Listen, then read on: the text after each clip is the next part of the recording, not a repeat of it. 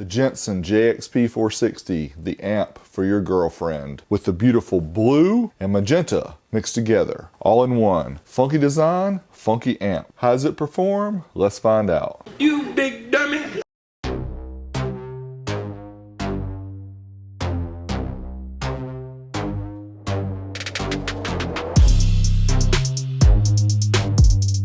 Feminine Jensen from back in the day. Let's take a closer look. Features: has crossovers. It is an amplifier. It's a 2-channel amplifier. Let's see what the ratings are. At 4 ohms, it's rated 85 watts per channel.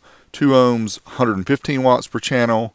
4 ohms bridge, 230 watts. Those are all at 14.4 volts from 20 hertz to 20 kilohertz. The dimensions are 11.1 inches by 8.4 inches by about 2.5 inches thick. On one side of the amplifier, we have RCA inputs, we have high-level inputs, and also RCA level outputs. That way you can send your full-range signal to a secondary amp, subwoofer amp, whatever you'd like to. On the opposite end, we have connections for ground, remote, 12-volt, 30-amp fuse, and these all use the spade-style connections, which you can just insert wires, but it's better to use the fork-style connectors. We have the speaker outputs for left, right, and bridge.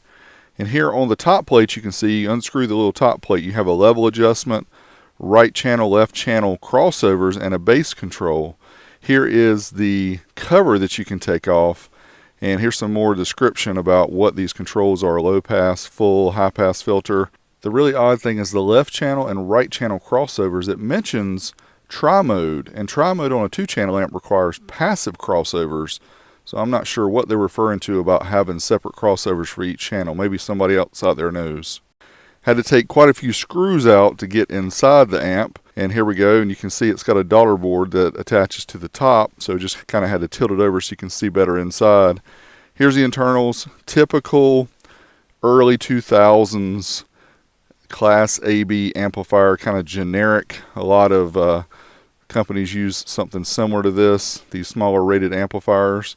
Still, they're pretty bulletproof reliability wise, but yeah, you're not expecting a whole lot of power. You can see year 2002, the JXP460 and 460 use the same board. Now, the parts you probably want to see.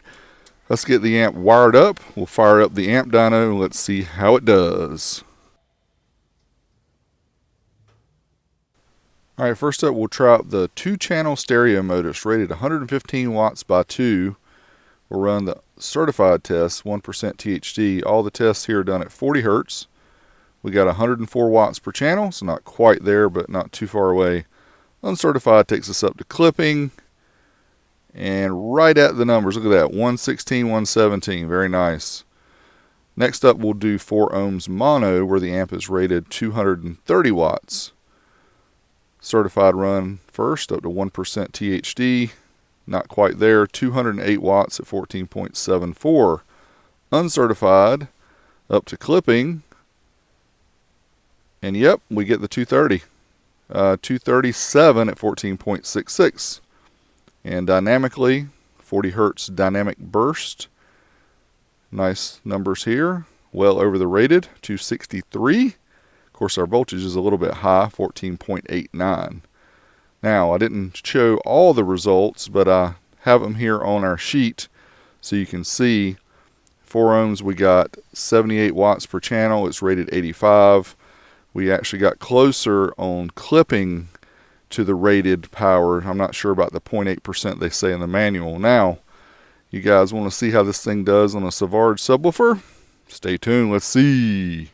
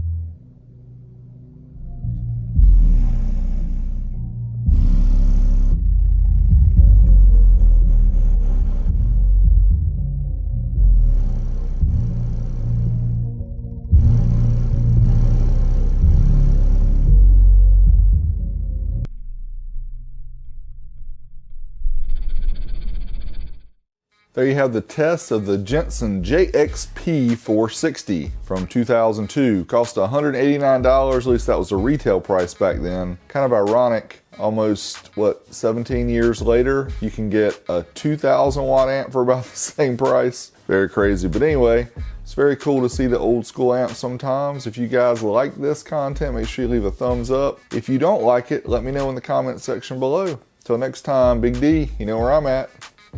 I'm out of here.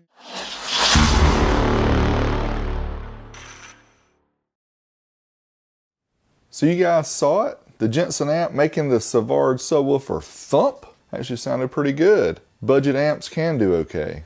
What the heck am I talking about? One little shirt. Yeah, you know it's true.